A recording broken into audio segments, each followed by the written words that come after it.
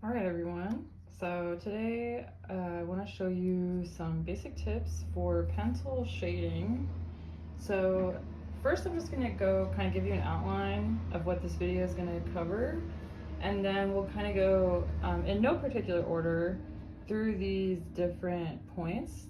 And these should help you with shading with pencils, but also you can use these tips if you're shading with colored pencils, um, chalk pastels, anything that's kind of like similar to a pencil in terms of blendability. All right, so we have some basic tools that I hope everyone should have by now. And the most simple ones that you should have is a pencil sharpener, something to blend with. I'm going to be using a regular blending stump, paper blending stump, but you could use paper towel wrapped around your finger. You could use Q-tips. You could even just use your fingers if you want.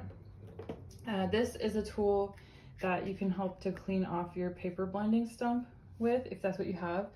And basically it's really simple. You just sand off the graphite mess from the pencil, and then you can just tear off this sheet when it's dirty. All right, and then in here, I have a variety of pencil tools, pencil and pencil related tools. So first off, I hope everyone at least has basically like a number 2 pencil. So a number 2 pencil is going to be like your regular 2B. So if you have a pencil that says 2B, this is a graphite stick, but 2B, hopefully everyone has just at least one of those. And you can do a lot with just that. But then if you happen to have more, it would be good to have a 6B. So today we're going to be using a 2B, 6B, and another good one to have would be one of the H's. So let's see if I can find one in here. An H, so a 2H would be really good. So as long as you just have these 3 pencils, like, you know, the minimum requirement is just a 2B. But if you have a 2H, 2B, and a 6B, you can really get a lot done. And I know there's pencil kits that will have, you know, a huge variety of pencils, but you really, you know, just for the basics, if you want to go a step above just a regular number 2 pencil, these 3 will be plenty. So that's what we'll focus on today. And then an eraser. I'm not really that picky about my eraser. I like just this regular kind of like white one, but you can use the pink one or really anything. And then if you want to have an extra tool, there are these erasers. They're called click erasers or mechanical erasers, and they're really nice because they have this like super small tip on the end, and that's really good for details. And then I'm actually not a big user of a kneaded eraser. If you have a kneaded eraser, that's a great tool to have if you like it, but I'm probably not going to be using that today. But if you have questions about how to use your kneaded eraser, if you have one, just let me know. Okay, so the tips I want to go over are holding your pencil different ways, smooth shading versus cross-hatching, using a variety of tools, change pencils or vary pressure.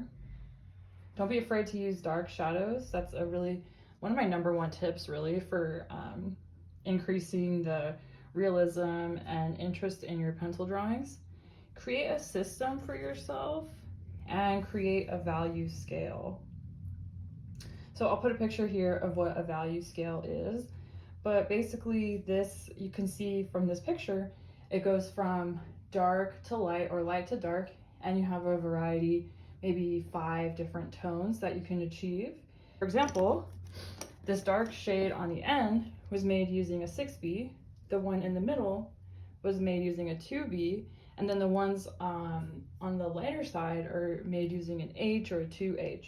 But you can also achieve this just by pressing harder or softer with a regular number 2 pencil. Now you won't get as much variety, but honestly, just for just starting out, it's okay. Just do your best with what you have. Okay, so the first tip that I want to go over is holding your pencil in different ways. Now, this might seem obvious to some of you, and it might seem like a really weird tip for others, but you can hold your pencil on the end, you can hold it close to the tip, you can hold it in between, you can hold it the normal way that you draw, or write, I mean, or you can hold it kind of upside down. And I'll demonstrate just some of the different marks that you can get from that. So let's say you're just holding it normal writing way. So you just get the kind of a normal uniform line, but let's say you want to hold it upside down. So you hold it upside down, you get a lighter line like that. And you can also kind of like, if you press light, press hard, press light, press hard, press light, press hard, press light. You can vary your line width and it starts to get really interesting and expressive. This is also really helpful for just literally shading. So if you want to hold your pencil the normal writing way, you get kind of this shading. And if you want to hold your pencil the upside down way,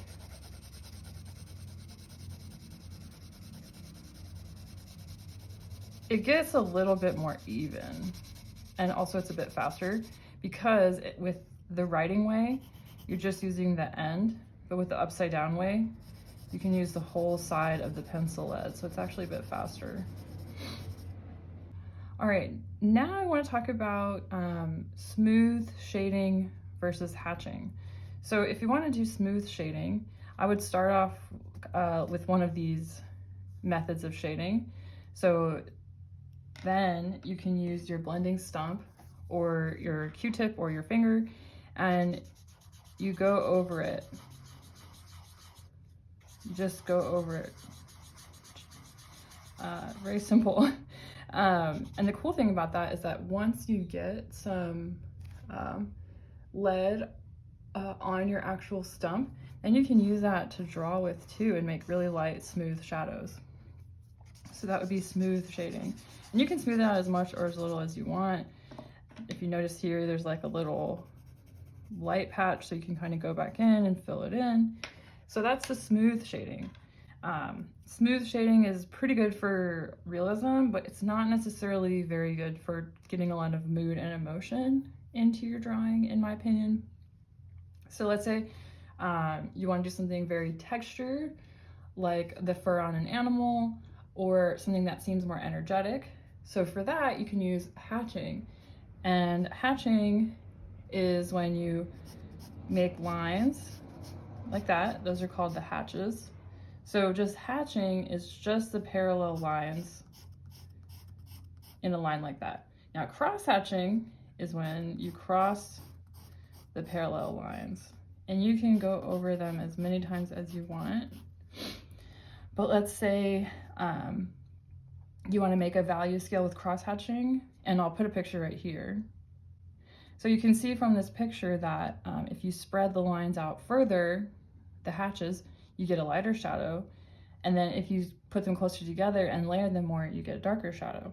So hatching doesn't have to be perfectly uniform like this. Hatching can be more scribbly and fast. This is really good for if you're trying to quickly shade something. You don't have a lot of time. But hatching can also be very precise, like that.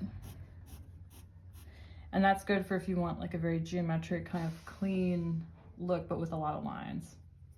Okay, so for the tip of using a variety of tools, I'm gonna actually go ahead and put down a big area of shadow using this graphite stick. Now you do not need this stick, you can just use a regular pencil, but it is a bit faster. So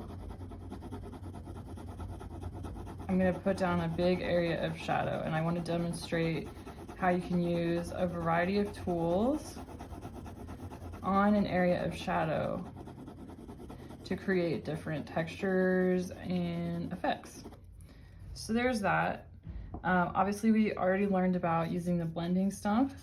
So I could blend this out. Notice that blends out really nicely. You could also use your finger. Fingers don't work as well because the oils on your finger kind of interfere with the paper, but they will definitely work in a pinch. You can also use a paper towel wrapped around your finger.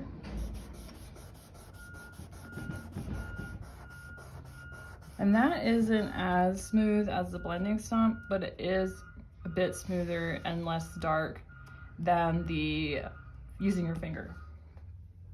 Of course, you can also use your eraser. So let's put some more shadow down.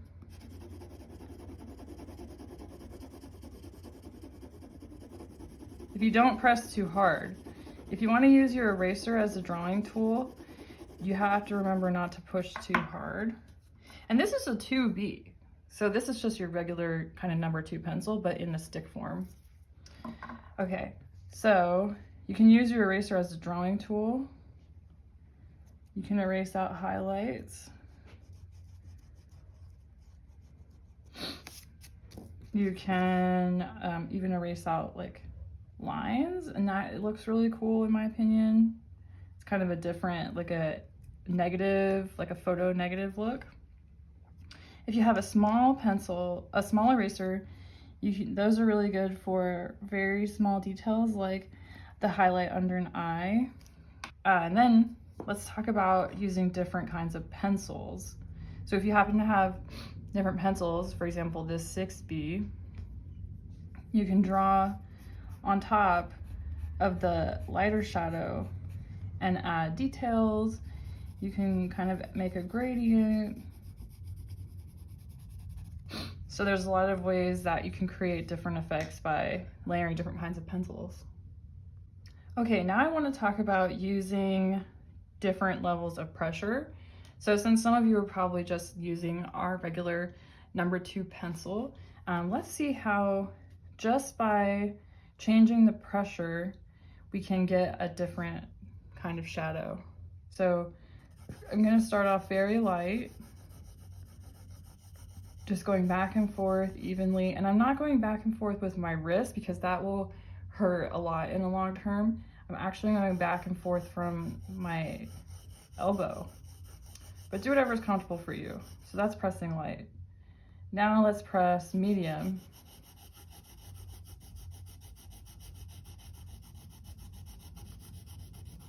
Okay, now let's press harder. I'm pressing pretty hard. Now let's press as hard as we can.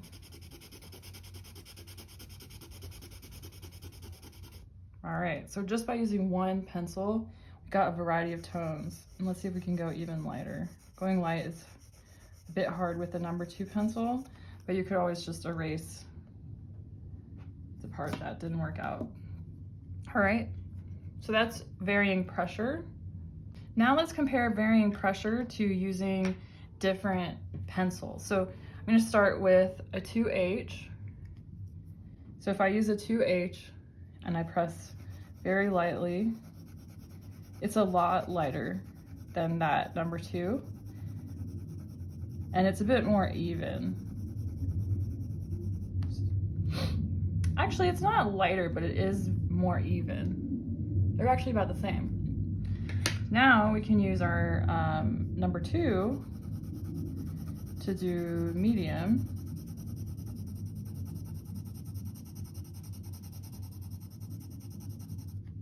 And last but not least, this is one of my favorites. We'll use 6B. You can even go as dark as like an 8B, and we'll use that to make a really dark shadow. So it's a lot easier because the lead is softer, so it makes a nice dark shadow. So just to kind of explain how the using different pencils works is that H pencils have a harder lead. So less lead naturally just comes out onto the paper as you draw. B pencils have a softer lead. So you could even get a 6H that's extremely hard, very light. You can even get like a 8B, and that's extremely dark and very soft. So the harder your lead, the softer the shadow. The darker the lead, the darker the shadow. But you have to be careful because if you're going to use a 2H, it's very hard, so it can literally carve a line into your paper. Let me see if I can demonstrate. I'm not sure if it will show up on camera, but let's say you want to draw an eye and you're pushing really hard with your 2H.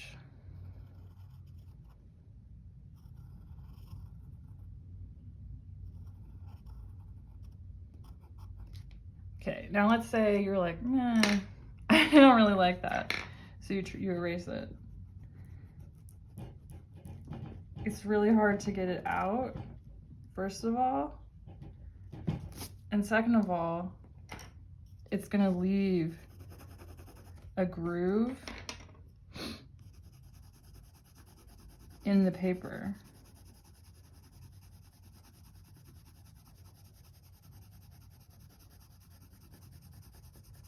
Yeah, so you see those white lines? Those are literally because the 2H pencil carved a line into the paper. Now that actually looks kind of cool. So if you do it on purpose, that can be a really cool effect. But that happens when you push too hard with a hard leaded pencil. So the next tip I'm gonna do is create a system for yourself. And I'm gonna insert some visual aids here that show you how this artist and educator, Jean Plas, does his shading. And if you look in the first picture, you can see that he just has his outline. And then if you look in the second picture, you can see that he predominantly has done the highlights and that kind of light middle tone gray. And then in the third picture, you can see that he, on top of the middle tone gray, has started to add some darker shadows to start to show the dimension of the pear. And then in the fifth picture, you can see that he has layered up more dark shadows around the edges, and he may have even erased out additional highlights. So from the beginning, you can see that his system is working from light to dark and then going back in and adding details. And that's pretty much the way I want to do it too. And the only reason I'm showing you his image instead of mine is because I couldn't find the images that I wanted. But my point is, you should create a system. So from light to dark or dark to light, and work the whole image evenly with those shadows as opposed to zooming in and going intensely detailed on a certain specific area. Okay, the last tip I want to talk about is don't be afraid to use dark shadows. So I'll insert a visual aid here that kind of compares a drawing of a face without any dark shadows to a drawing of a face with the full range of shadows, including darks and lights. Now, if you look at the drawing that doesn't have the dark shadows, like, it's not a bad drawing, right? It still looks like a face. You can tell what it is. It has some shading. But it's like very soft and it doesn't kind of pop out at you and catch your attention as much as the one with the dark shadows. So a lot of times students are afraid to use dark shadows because I think they think that it's gonna just mess it up. But in my opinion, it kind of messes up your drawing when you don't use dark shadows. All right, so that's our video on pencil drawing tips. We talked about using different tools. We talked about using different pencils. We talked about what to do if you only have a 2B pencil. We talked about how to hold your pencil differently depending on what you're doing. We talked about value scale, how to make a system for yourself, and most importantly, in my opinion, not to be afraid to use dark shadows. All right, I hope those pencil tips helped you out. The most important thing I want you to take away from that video is not so much that you have to do things a specific way to make a good drawing, but more that just by varying your pressure, how you hold it, the kinds of marks that you use, the kinds of tools that you use, you can really get a lot of different looks out of your pencil drawings. So don't be intimidated if you don't understand everything right away. A lot of it will just make sense the more and more that you practice it. All right, but good luck with your pencil drawings, and I'll see you next time.